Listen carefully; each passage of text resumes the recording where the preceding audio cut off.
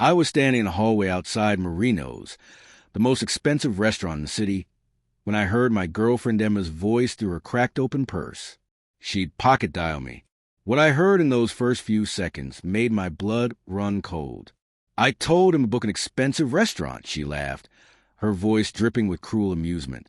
"After dinner, we'll sneak out and leave him with the bill.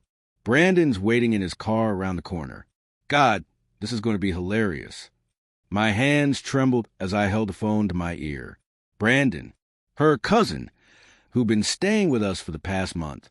The same Brandon who'd been eating my food, using my Netflix, sleeping on my couch. My vision blurred with rage, but something cold and calculating settled over me. I wasn't going to let them see me break. Not tonight. Tonight, I was going to give them a show they'd never forget. I walked into the restaurant with the calmest smile I could manage. Emma was already seated, wearing the dress I bought her for her birthday, her makeup perfect, playing the role of the loving girlfriend.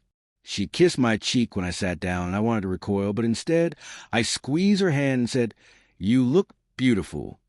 She had no idea I knew everything.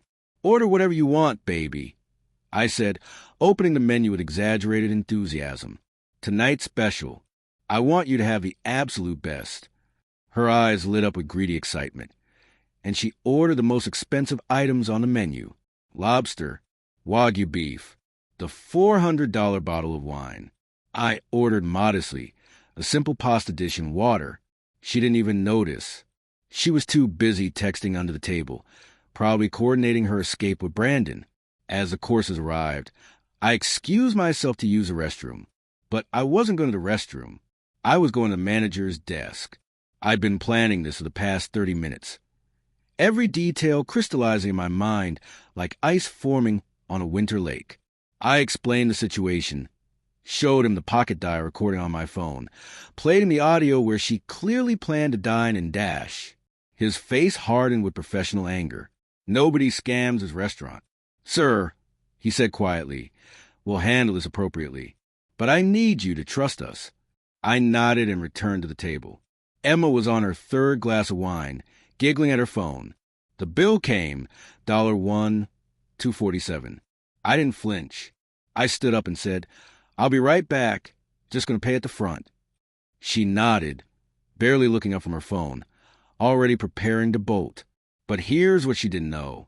I'd already paid, but only for my modest meal and a single glass of wine I'd ordered in her name before the expensive items. Everything else? That was on her. The manager and I had arranged it perfectly. I walked straight out the front door, got in my car, and drove around to where Brandon was parked. I took a photo of his license plate and texted it to the manager with a simple message: "Accomplice vehicle. He's waiting for her." Then I watched the beautiful chaos unfold. Emma came rushing out the door 3 minutes later, only to be stopped by 2 managers and a police officer who'd been called about the attempted theft.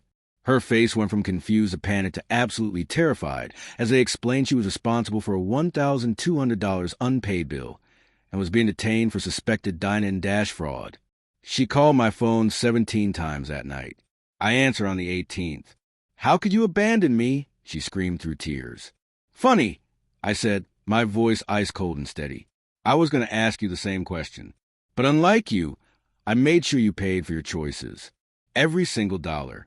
Oh, and Emma, Brandon drove away the second he saw the police. Your knight in shining armor abandoned you faster than you planned to abandon me." I hung up, blocked her number, and slept better that night than I had in months. Sometimes revenge isn't about getting even. It's about making sure someone pays exactly what they owe.